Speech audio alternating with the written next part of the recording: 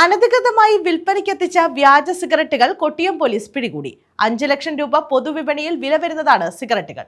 ITC കമ്പനിയുടെ പരാതിയിൽ police നടത്തിയ അന്വേഷണത്തിലാണ് വ്യാജ സിഗരറ്റുകൾ പിടികൂടിയത്.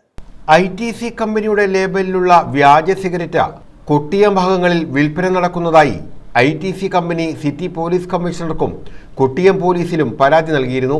ഇതിന്റെ അടിസ്ഥാനത്തിലാണ് കഴിഞ്ഞ ദിവസം രാത്രി കൊട്ടിയം SHO പ്രദീപിന്റെ നിർദ്ദേശപ്രകാരം SI നിതിൻ നളൻ അടങ്ങുന്ന സംഘം ഉമേനല്ലൂർ പട്ടരിമുക്കിൽ വെച്ച് സിഗരറ്റും ഇത് കടത്തുവാൻ ഉപയോഗിച്ച വാഹനവും 2 പേരെയും പിടികൂടിയത്. ഒരു പാക്കറ്റിൽ 20 എണ്ണം വീതമുള്ള 145 പാക്കറ്റ് വ്യാജ സിഗരറ്റാണ് പിടിച്ചെടുത്തത്. ഉമേനല്ലൂർ തെറ്റിക്കുഴി വയലിൽ പുത്തൻ വീട്ടിൽ 28-കാരനായ സുധീർ, ഇരവിപുരം വാളത്തുങ്കൽ നൌഷാദ് മൻസിലിൽ 45-കാരനായ നൌഷാദ് എന്നിവരും പോലീസ് പിടിയിലായി. ITC കമ്പനിയുടെ ഗോൾഡ് ഫ്ലേക്ക് എന്ന ബ്രാൻഡിലുള്ള സിഗരറ്റിൻ്റെ വ്യാജ പതിപ്പ് കൊട്ടിയം പ്രദേശത്ത് കച്ചവടം നടത്തുന്നതായിട്ട് 3 ദിവസം മുമ്പേ ITC കമ്പനി അധികൃതർ ബഹുമാനപ്പെട്ട കൊല്ലം സിറ്റി കമ്മീഷണർക്കും അതോടൊപ്പം കൊട്ടിയം പോലീസ് സ്റ്റേഷനിലും പരാതി നൽകുകയുണ്ടായി. ഈ പരാതിയെ കിട്ടിയതിനെ തുടർന്ന് കഴിഞ്ഞ 2 ദിവസമായി അന്വേഷണങ്ങൾ നടത്തി വരികയാണ്.